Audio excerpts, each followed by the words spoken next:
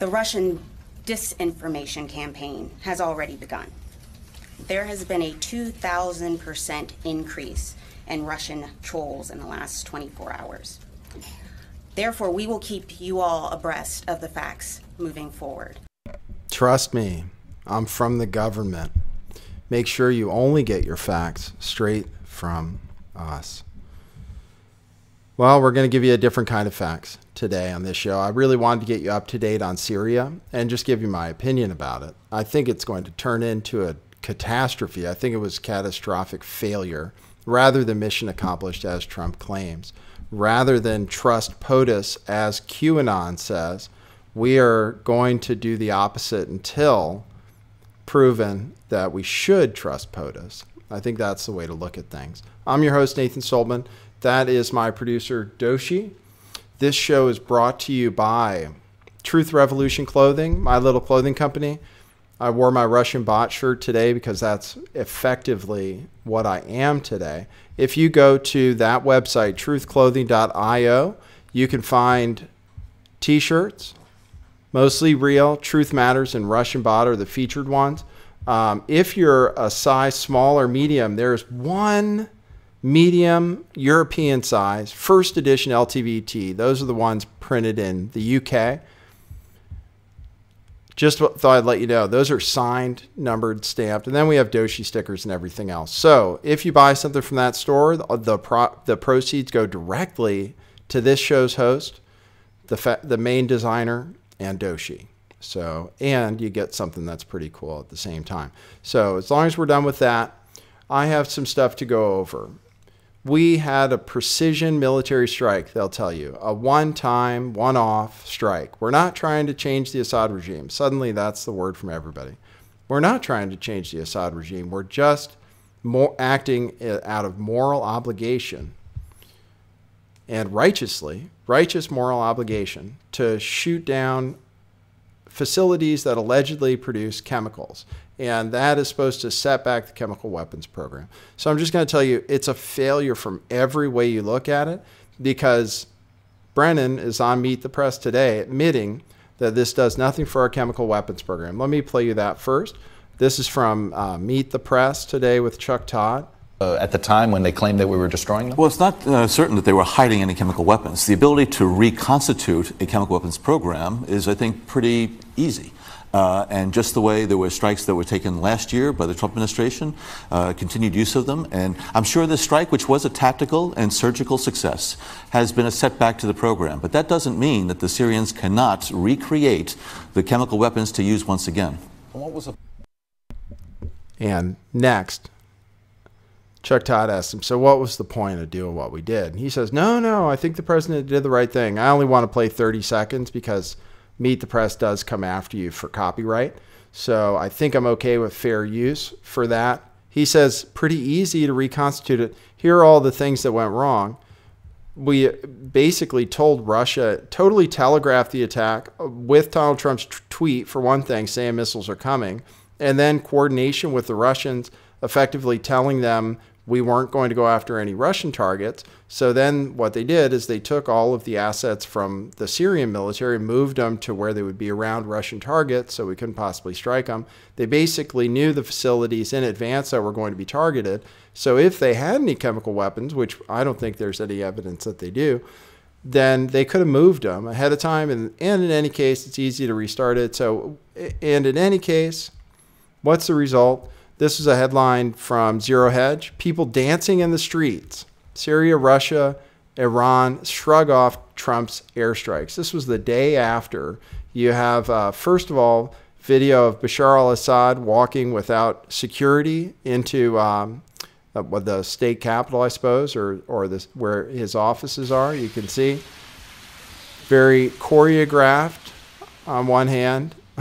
Sure, he doesn't walk around much without security, but it shows that he's walking around without a care in the world. This is the response from Syria and Russia, that this is a total victory. Here are some of his people who have allegedly been horrifically oppressed, that under Assad's brutal rule, waving flags in the street, dancing.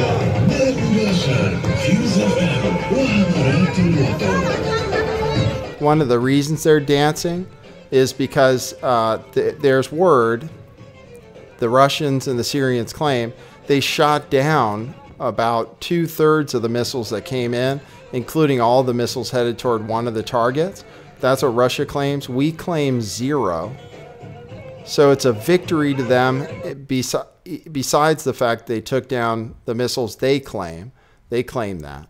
Besides that, the fact that it was limited strike and it's not going further is a victory for Syria. This is mission accomplished for Donald Trump, to show, I guess, that we're tough, but no setbacks. For the over $200 million in hardware, we've absolutely set back the Assad regime about 0. And the next day, Assad and the Syrian government, I should say, announced that they had just taken control of the last part of eastern Ghouta, right near where the alleged chemical weapons attack was a little over a week ago now.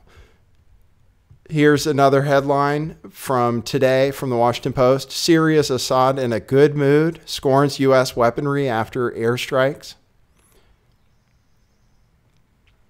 Assad made comments during a meeting in Damascus with Russian lawmakers who later told reporters he was in a good mood.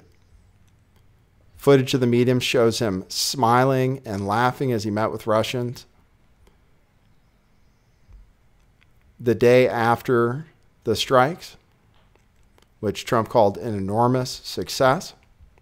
Well, I just wanted to go over some of the evidence that missiles were not shot down. We say that none of our missiles were shot down, that they didn't engage us at all. The Syrian air defenses didn't even go off. They're using what we point out are decades-old Russian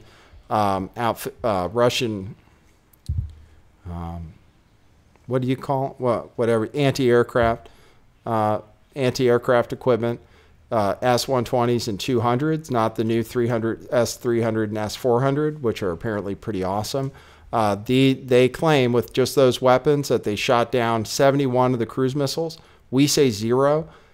The only reason to believe one more than the other is I don't think it was 0. I have evidence pulled up here just to show you video of ground-to-air missiles blowing stuff up in the sky. Here's the first one. Missile just fired.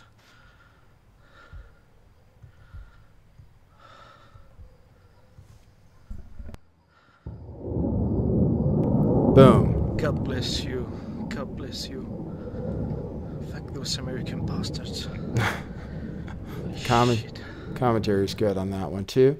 So there was something right there. Here's another video where you can see it right here, the ground-to-air missile. This one you can clearly see the explosion too.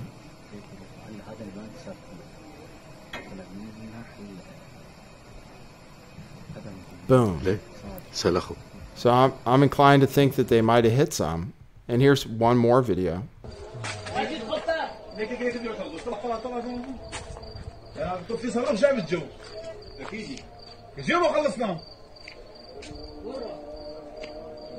هلا بينزل بيرجع بيشلي ايوه حياك الله.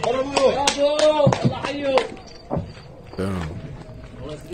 So, like I said, somebody is lying.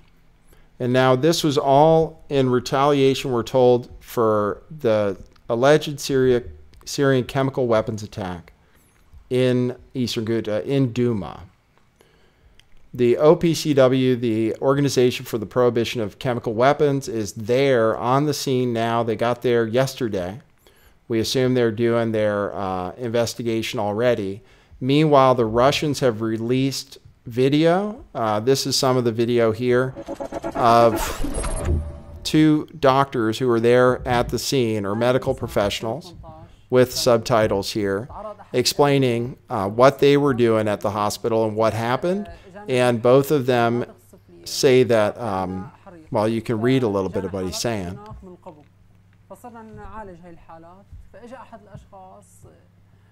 معه كاميرا عم يقول انه كيماوي Basically, the story is that they were treating people for smoke inhalation from bombs because they were under government bombardment. And then somebody comes in with a camera and says it was a chemical attack. People in the room start spraying each other with water, people who aren't medical professionals. Someone is given an asthma inhaler by someone who's not a doctor, allegedly. So these interviews are out. Russia is claiming now that it was staged by the UK government, that the white helmets were provoked into staging the event, and that they've walked around the town and that there were no corpses, no dead bodies, nobody remembered a chemical weapons attack. There were no injured from chemical weapons. They have these interviews, and the Western media is mentioning it. They'll say, oh, they're saying it's fabricated, without saying what evidence they've presented to show that it's fabricated. Now the West is coming forth with all kinds of stuff. There was a propaganda piece today in a UK publication allegedly with victims of the crime. So we have a massive propaganda campaign. It's either coming from Russia, from Russian trolls like me, or from the West. But the West is saying they have evidence that this thing was staged. At least they're presenting it to the media, if not officially. And now they claim they have victims, witnesses who were there at the scene and witnessed the chemical weapons. And here's what's going to happen is these guys, this is where it's going to get really weird, is I tend to believe the Russians. And we launched an attack. This is why I think it could turn into the biggest, it's a can of worms now that we've attacked them over this alleged chemical weapons attack. We say we have proof. Let me tell you what the French said, and just listen to this. This is what we've used as proof. The French came out with a statement. They actually put this out in a statement saying what their proof was that Syria conducted this chemical weapons attack, okay, in Duma. Okay, I'm going to read just one paragraph. Testimonies obtained by the French services were also analyzed. After examining the videos and images of victims published online, they were able to conclude with a high degree of confidence that the vast majority are recent and not fabricated. The spontaneous circulation of these images across all social networks confirms that they were not video montages or recycled images. Lastly, some of the entities that publish this information are generally considered reliable.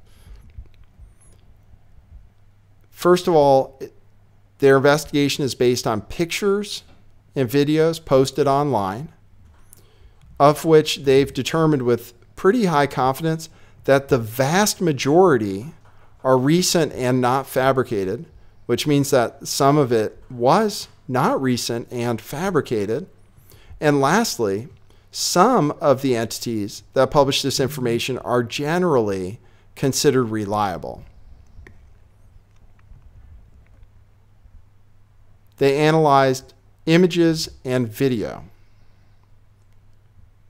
and said the symptoms identifiable in were symptoms of chemical weapons exposure. This is the standard of proof that they went on. So now the OPCW is there. The area is being controlled by the Russians. Security is being guaranteed surely by the Russians and Syrian government forces. They control the area now. They're allowing the OPCW to work. They say they already took soil samples and there wasn't any trace of chemical weapons in there. They're saying the whole thing was a hoax fabricated by the UK. The OPCW, I assume, and now you make up your own mind, it is a propaganda war. Maybe I've bought too far into the Russian propaganda, which if I buy into it, it's just because it's better. It's better and more believable, the Russian propaganda. If it's fake, you know, still, it's more believable. So that's why I'm buying into it. And I just have a feeling the OPCW, if they let them work, which now, I don't know, we can't bomb them enough to get them out of there if we say it's over, they're going to come out and say, hey, there are no victims. Nobody died. There's no chemical weapons. And then, look, I mean, you can't stop that report from getting out. then what are we going to say? It's a UN internationally recognized, organization with representatives from these different countries. What are we going to say? We're going to be fucked. That's what's going to happen. Anyway, it'll be a situation that I never experienced. Us getting completely caught with our pants down from fabricated information. I guess it happened because of Iraq, because we never found chemical weapons, I guess. And we said there were chemical weapons there, so I guess that's the analog to it. But this is on a much shorter timeline, because I'm not sure how long that OPCW report is going to take, but they come out and just say, hey, it was fake. It never happened. And then what? I'm curious. Then what? I had something else in mind. Oh, and beyond that, Nikki Haley was on today. She was on Face the Nation, and she said there are more sanctions coming down on Russian oligarchs and anyone who did business thinking that did business that would have related to Bashar al-Assad's chemical weapons program. So somehow we're going to target more oligarchs and businesses than we already have. We already threw out 60 ambassadors and what we call foreign intelligence agents, closed the Russian embassy in Seattle. We've done all this in retaliation for the alleged poisoning of the Skripals, which just keeps getting crazier. The Russians say now that they believe Yulia has been abducted, and the big news, which isn't reported in any mainstream outlets, although the Independent actually has video of Lavrov saying, making this claim, and I'll show you the headline from RT. Lavrov says a Swiss lab says BZ toxin was used in Salisbury, not produced in Russia, was in US and UK service. In other words, a Swiss lab that apparently was part of the OPCW investigation into the alleged poisoning in Salisbury apparently found in their own testing that it was actually a toxin, a BZ toxin, which is not Russian and actually is used by the US and UK.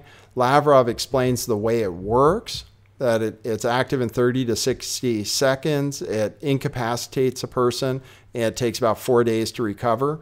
So that's just another wrench in the argument that Russia was responsible for the poisoning of these two people who we don't know if we'll ever see. They're Russian citizens, and particularly Yulia, who I think was visiting. And the Russians are saying, hey, we need access to these people to make sure they haven't been abducted. They're calling it now an abduction. And the drums beat on. Doesn't matter what they say. We still go forward the same crazy propaganda. But eventually, I think this stuff's gonna. I mean, people are kind of getting wise to this whole act. I think they're freaking out. Donald Trump hopefully lost a lot of supporters over the weekend, although you still have the cultists, the QAnon cultists, saying trust POTUS, trust the plan, and that it was some kind of conspiracy to go after the deep state or something. But I think he lost a lot of support from his core believers, although his approval rating hasn't been higher since his first 100 days in office. So is it working? Listen, I'm just telling you, it's blowing up. It's going to blow up in our face. We didn't accomplish anything with the bombing, no matter how you look at it. And then this OPCW report, we'll see what happens. So anyway, still bringing you the news from Syria. Still what interests me. Still live on Twitch. Been live for the last hour or so. Going to be live after we get off this presentation. So you can always join me over there. If you hit the notifications and download the app for your phone, hit the notifications, you'll get notifications when I go live. It's the only place I'm going live right now. Hopefully I'll be back on Lift the Veil Live, hopefully next week. But I don't want to make any promises because it might not happen. In the meantime, I'm doing my show live on Twitch. I posted one of those live shows just so people could see what it's like yesterday on Lift the Veil. Thanks for tuning in. From me, from Doshi, that is what it is.